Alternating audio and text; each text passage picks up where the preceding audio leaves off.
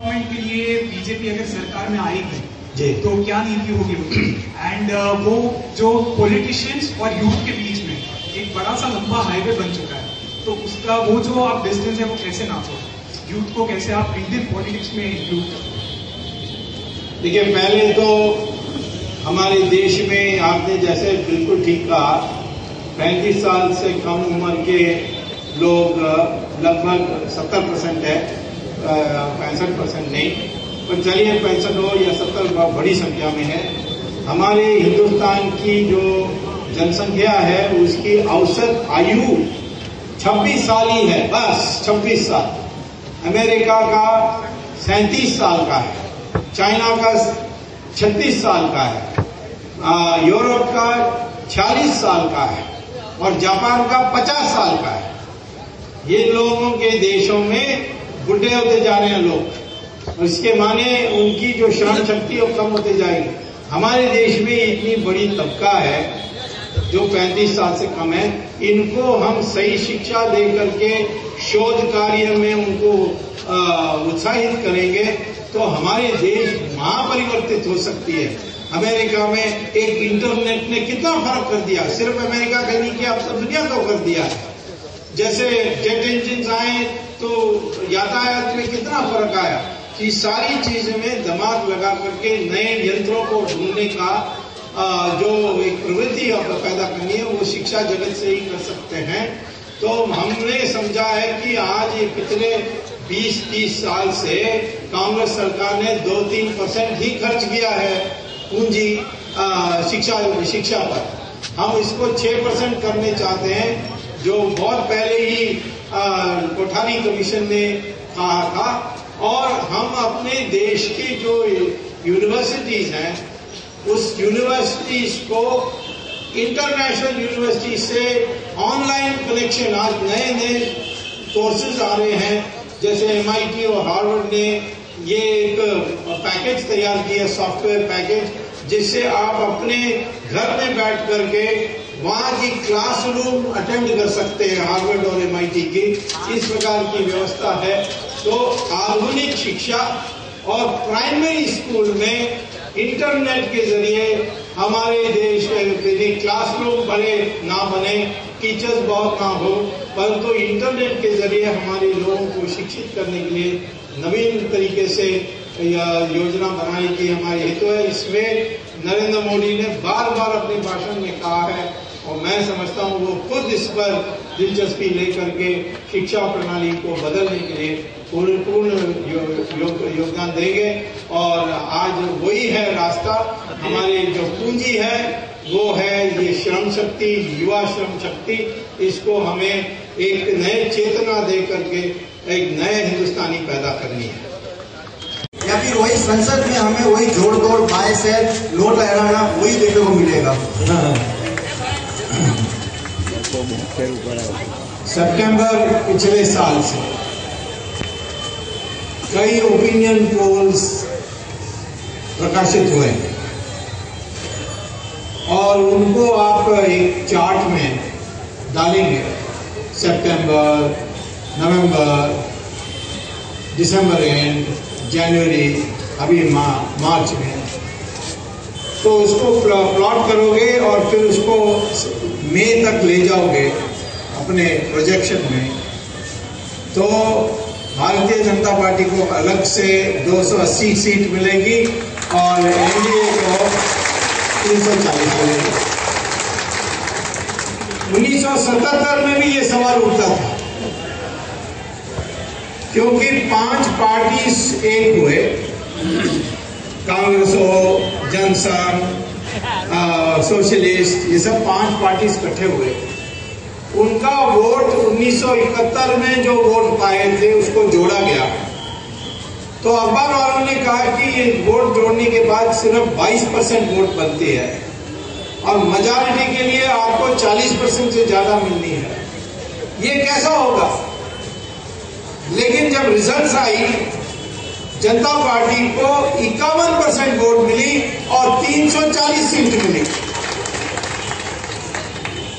क्योंकि राजनीति में अरिथमेटिक नहीं चलता, 2 + 2 = 4। राजनीति में केमिस्ट्री चलता है, 2 + 2 is sometimes 22, sometimes 0 also।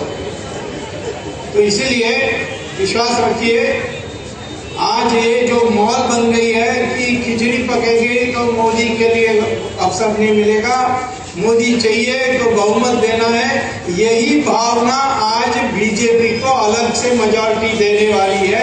ये मेरा विश्वास है। आगे अगला question, microphone. Doctor Swami ji, मेरा प्रश्न है आपसे। कहाँ है आप? यहाँ हो सर। हाँ। स्वातंत्र के साथ हमेशा हम आंतरिक और बाह्य सुरक्षा के प्रश्न में उलझते रहे हैं। एक और हम अरबों रुपये के बजट पास करवाते हैं और दूसरी ओर हमारे संरक्षण के साधन में उसके सवाल खड़े रहते हैं। गेटवे ऑफ इंडिया से आतंकवादी घुस जाते हैं और ताज में बम ब्लास्ट करते हैं। अखंडित भारत में बहनों की सुरक्षा खंडित है, गुनाहगारों की साम्राज्य चलता ही रहता है। क्या आपको लगता है कि इस बारे में आंतरिक और सुरक्षा के बाह्य प्रश्न के लिए कोई स्थायी नीति होनी चाहिए? भाजपा इस विषय में क्या मानती है? Thank you. देखिए, पहले जहाँ आपने अर्थनीति का कहा था, इस देश में भ्रष्टाचार मिट सकता है तो फिर अर्थ प्रणाली और अर्थ विकास अपने आप बढ़ते जाएगी। 1990 में उस समय चंद्रशेखर की सरकार थी, बाद में नरसिम्हा राव की सरकार आई थी। दोनों सरकारों में मैं मंत्री था और दस्तावेज प्रणाली को सोवियत रूस से जो नकल जवाहरलाल नेहरू ने हमारे देश की प्रणाली के लिए किया, उस कारण से देश आगे नहीं बढ़ सकी। उस समय इकोनॉमिक रिफॉर्म लाए थे और 3% ग्रोथ रेट से 8% ग्रोथ रेट आप 5 साल के अंदर कर पाए, जो कोई पहले मानता नहीं था कि हिंदुस्तान में हो सकता है। मजाक होता था कि 3% growth rate Hindu rate of growth है और हिंदू आस्ते आस्ते ही चलता है, कभी तेजी से नहीं चलता है। क्या हमें आज करना चाहिए? हमारे देश के लोगों को पहले, जो ये मध्यम वर्ग है, जो आज हमारे देश की सारे जो बचत है वो मध्यम वर्ग ही कर रहा है, उसका पूंजी में बैंक से पैसा लेकर सेठ लोग करते हैं, गरीब लोग मजदूरी करते हैं। तो ये जो मध्यम वर्ग है, मिडिल क्लास, प्रोफेशनल क्लास, आज वो तंग आया हुआ है, त्रस्त आया हुआ है। तो पहला कदम होना चाहिए कि उनको उत्साहित करना है। और उत्साहित कैसा करें? ये नहीं कि 5 साल में हम ये कर देंगे वो कर देंगे, नहीं, आज उनको लगना चाहिए कि कुछ हो गया है। तो मैंने ये सुझाव दिया है कि उत्साहित करने के लिए मध्यम वर्ग को इनकम टैक्स को ऐसा कम कर देना चाहिए कि लोग खुशी से बचत करने के लिए तैयार हो जाए। पहले तो मैंने कहा कि इसको अबरिशी कर दो, तो मेरे कई साथियों ने कहा कि फिर पैसा साधन कहां से आएगा?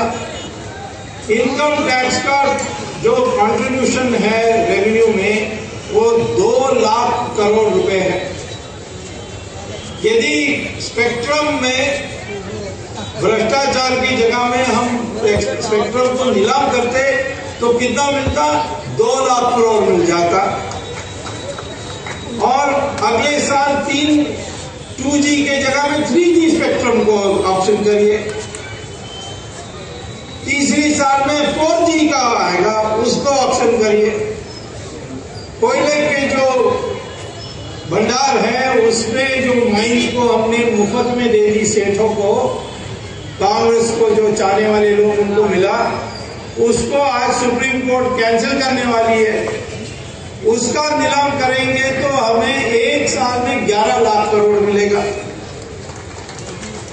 यदि विदेश में जो पैसा जमा है नाजायज बैंकिंग में, अपने देश से टैक्स से बचकर जो लोगों ने काला धन विदेश में जमा किया, वो कितना है?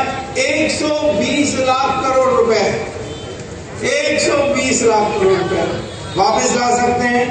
जरूर ला सकते हैं। आज की सरकार नहीं कर सकती क्योंकि उन्हीं का बैंक अकाउंट विदेश में है, लेकिन हमारी सरकार आएगी तो ऐसे लोग किसी कोई सामने आने वाला नहीं है। तो मैं तो कहता हूं कि हमारे देश में पैसा की कमी कभी नहीं रही, लेकिन भ्रष्टाचार में वितरण हो गई। तो हमारे मिडिल क्लास के लिए मैंने, क्योंकि लोगों ने सवाल सोचा कि हम कहेंगे इनकम कर देंगे तो प्रोपेगेंडा होगी कि अमीर लोगों के लिए ये बीजेपी काम कर रही है, तो हमने कहा अच्छा ठीक है, 25 लाख जो कमाते हैं उससे कम जो कमाते हैं उनके लिए टैक्स नहीं, जो 25 लाख से ऊपर जो कमाते हैं उन्हीं पर इनकम टैक्स। उनके लिए भी यदि वो बैंक में पैसा जमा करते हैं, स्टॉक मार्केट में शेयर खरीदते हैं, डिबेंचर खरीदते हैं, गवर्नमेंट बॉन्ड खरीदते हैं, वो सारा जो उन्होंने उस पर पैसा लगाई है वो सब इनकम से सब्ट्रैक्ट करके जो बाकी है उसी पर टैक्स लगेगी। तो इसके बारे हमारे सारे साथियों ने कहा हाँ ये चलेगा, परंतु वो जो है वो वही है जो मैंने पहले कहा था कि इनकम टैक्स अबॉलिश कर दो, क्योंकि 25 लाख की लिमिट बढ़ा दोगे तो हमारे देश में सिर्फ 40,000 लोग ही टैक्स देने वाले हैं, और यदि ये एग्जेम्पशन दे दोगे तो फिर सिर्फ 4,000 लोग ही टैक्स देने वाले हैं। तो इससे ज्यादा अच्छा कि इनकम टैक्स अबॉलिश कर दो, परंतु जब तक मन तैयार नहीं होगी हम ये काम को पकड़ने के लिए ऐसे पकड़ेंगे, यहाँ से सीधा पकड़ने की जगह, परंतु इससे लोगों को उत्साह आएगी, सेविंग ऊपर जाएगी, इन्वेस्टमेंट ऊपर जाएगी, ग्रोथ रेट भी बढ़ेगी। दूसरा है कि हमारे देश में कृषि जो है वो उसमें इतनी क्षमता है। ये सरदार पटेल ने, महात्मा गांधी ने कहा था, परंतु जवाहरलाल नेहरू ने सुना नहीं। जवाहरलाल नेहरू सिर्फ एडविना माउंटबेटन की बात सुनता था, महात्मा गांधी और सरदार पटेल की बात नहीं सुनता था। तो उसने वो सोवियत रूस की मॉडल लाई जिसमें कृषि को चूज कर इंडस्ट्रियलाइजेशन करने की बात थी, लेकिन हमारे देश की कृषि 12 महीने हम कृषि कर सकते हैं हमारे देश में। 12 महीने क्यों? क्योंकि धूप और पानी सब उपलब्ध है। अमेरिका में 5 महीने के लिए आप कृषि नहीं कर सकते क्योंकि वहां बर्फ गिरती है। यूरोप में भी यही है, चाइना में भी 3 महीने के लिए आप कृषि नहीं कर सकते। हमारे देश में 12 महीने कर सकते हैं। हमारे देश में 15 करोड़ गाय हैं, सिर्फ 200 लीटर दूध देते हैं। इजराइल में गाय को खूब अच्छा खिला करके विटामिन देकर 11,000 लीटर एक साल में पैदा करती है।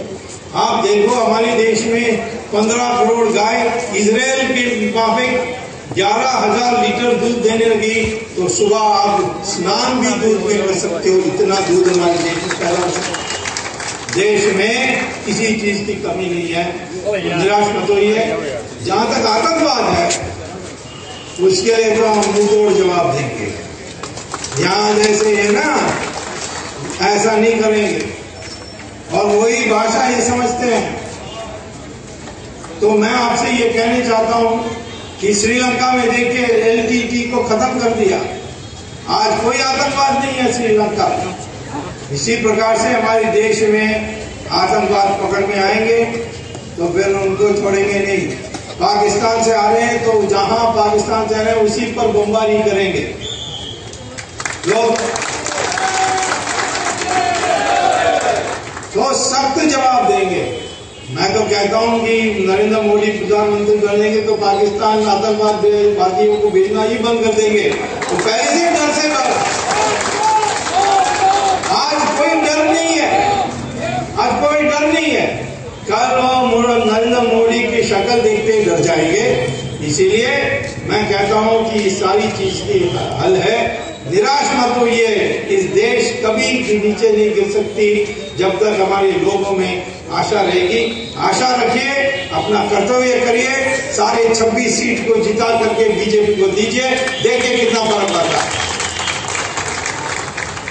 नहीं हो पा रहा है और न्याय नहीं मिल पा रहा है, तो जो इतने ज्यादा कानून की अतिरिक्तता है उसके कारण जो परेशानी होती है आम जनता को, हर एक अलग अलग इनकम टैक्स हो, न्यायिक प्रक्रिया हो, तो वो अगर कम हो, धीरे धीरे कम हो, या जो भी उसका एक रास्ता निकले, तो उससे सभी लोगों को शांति और ये मिल सकता है। अभी तो सब लोग इस बात से निराश हो चुके हैं कि न हमको। अच्छा भाई, आप कह रहे हैं कि इस कानून में इनकम टैक्स और टैक्स कानून में सरलीकरण होना चाहिए ना सर, इनकम टैक्स के अलावा दूसरे भी कानून। हाँ जी जरूर।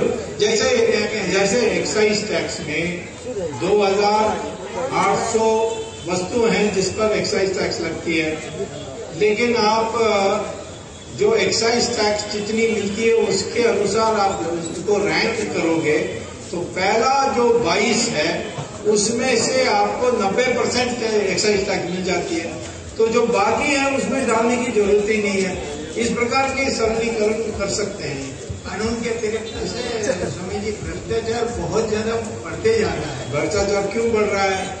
क्योंकि सरकार विवेक अधिकार देती है मंत्रियों को। नहीं, जो कानून है उसमें विवेक अधिकार है, मैं आपको दे सकता हूँ, आपको नहीं दे सकता हूँ। जैसे कोयला है, कोयला मैंने इसको दिया, उसको नहीं दिया, नीलाम करेंगे तो ये नहीं हो सकता। तो ऐसे ही बदल ला करके भ्रष्टाचार को मिटा सकते हैं।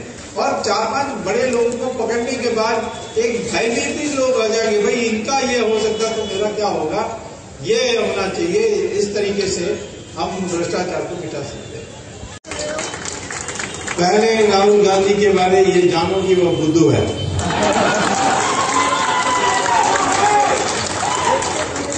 दूसरा, आज तक किसी एग्जाम पास नहीं किया उसने।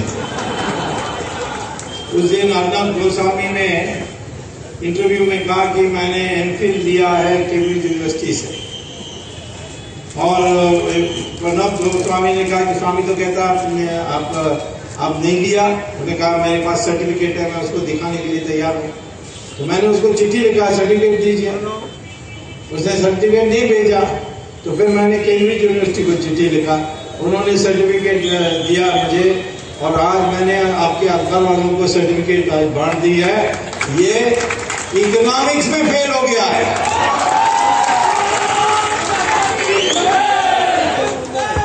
और तीसरी बुरी आदत है, उसको अफीम लेता है, कोकेन। तो इसकी और इसकी मां की दोनों को छुट्टी करिए। सिर्फ हिंदुस्तानियों को इस देश में राज करने के लिए मौका दीजिए, तभी ठीक होगा सब। नमस्कार स्वामी जी, मैं एक रिटायर्ड प्रिंसिपल हूँ कॉलेज का, और इकोनॉमिक्स का स्टूडेंट हूँ। मूल मेरा खड़िया है, लेकिन आज साइंस सिटी से आपको मिलने आया हूँ। इस देश की जो औद्योगिक नीति है उससे हमारे जो लघु उद्योग है, स्मॉल स्केल इंडस्ट्रीज, उसमें जो विदेशों का डंपिंग होता है, वो डंपिंग के कारण हमारे जो लघु उद्योग है वो मृत पाए। तो इसके लिए जो उसको खड़ा कर किया जाए तो हजारों करोड़ों भारतवासियों को सक्षम रोजगारी मिले। मैं आपकी राय इसके बारे में जानना चाहता हूँ। इसके लिए स्मॉल एंड मीडियम इंडस्ट्रीज के लिए हमने योजना बनाई है कि जो कर्जा मिलती है उनको, उस कर्जा एक लो इंटरेस्ट रेट में मिलनी चाहिए। दूसरा है कि जब वो इंडस्ट्री सेटअप होगी उसको पहले 3 साल मार्केटिंग के लिए सरकार मदद करेगी। और तीसरा है कि विदेश से जो हमारे देश में पैदा होती है उसका विदेश से आएगा तो उस पर हम ड्यूटी लगाएंगे जो पर्याप्त, वो परमिटेड है WTO और गैप के एक्ट के अनुसार। और जो डंपिंग करते हैं जैसे चाइना करती है, उसके लिए हम WTO में कंप्लेन करके इसको रोक सकते हैं। तो इसीलिए आपके लिए जरूर, क्योंकि आज स्मॉल एंड मीडियम इंडस्ट्री के जरिए ही हमारे जो कृषि से नौजवान आते हैं, हमारे जो छोटे वर्ग से जो नौजवान आते हैं उनके लिए नौकरी मिलती है। तो इसीलिए हम उसको बिकने नहीं देंगे, ये बड़े इंडस्ट्री उनको खाने के लिए मौका नहीं देंगे, ये विश्वास रखिए। जी स्वामी जी, मेरा नाम हिमानी ओझा है। हाँ जी हाँ, मैं गृहिणी हूँ और हर गृहिणी का एक जो बड़ा प्रश्न है महंगाई, उस बारे में मुझे आपसे एक सवाल है। हम ग्लोबलाइजेशन की बात करते हैं तो ग्लोबलाइजेशन सिर्फ कीमतों में हुआ और आवश्यक चीजों में हुआ है, जैसे कि दूध है, पेट्रोल है, दाल है, सब्जी है। तो हम ये जानना चाहते हैं कि चीज जो खरीद शक्ति है वो लोकल हो गई है, तो क्या कीमत है और खरीद शक्ति दोनों एक साथ चल सके, ऐसी कोई इकोनॉमी हम बना सकते हैं क्या? तो पहले ये समझ लीजिए कि आज हमारे देश में आवश्यक वस्तुओं की जो दाम बढ़ रही है, वो कारण है उसका कि ये सरकार ने, जो दुनिया में किसी देश और देश में नहीं हुआ है, उन्होंने फॉरवर्ड ट्रेडिंग एग्रीकल्चर कमोडिटीज में परमिट कर दिया। उसके माने सेठ लोग काला धन ले जाते हैं होलसेल मार्केट में और किसान को कहते हैं कि जिस दाम आप चार्ज कर रहे हो उससे 10% ज्यादा हम दे देंगे और कैश में उनको पैसा दे देते हैं। उसकी जो खरीदी है उसको लेकर वो कोल्ड स्टोरेज में रख देते हैं, तो एक आर्टिफिशियल शॉर्टेज देश में बनती है। उस समय दाम ऊपर जाती है और फिर उस एक ऊंचे कोटि पर पहुंचने के बाद वो बाहर निकालते हैं कोल्ड स्टोरेज से, इसको बेचकर खूब मुनाफा कमाते हैं। मुख्य कारण आज ये टमाटर, प्याज, चावल, इस सारी चीजों की दाम ऊपर नीचे बढ़ने की कारण यही है। और इसीलिए पहला हमें फॉरवर्ड ट्रेडिंग जो है एग्रीकल्चर कमोडिटीज को बैन करना चाहिए। तो एक बात ये है। दूसरी बात है, कहते हैं कि बाहर से फॉरेन डायरेक्ट इन्वेस्टमेंट लेनी चाहिए, जैसे वॉलमार्ट को बुलानी चाहिए। वॉलमार्ट हम नहीं आने देंगे हमारे देश में, क्योंकि ये नहीं कि हम स्पर्धा पर विश्वास नहीं करते, ये नहीं कि हम फॉरेन डायरेक्ट इन्वेस्टमेंट से हमें नफरत है।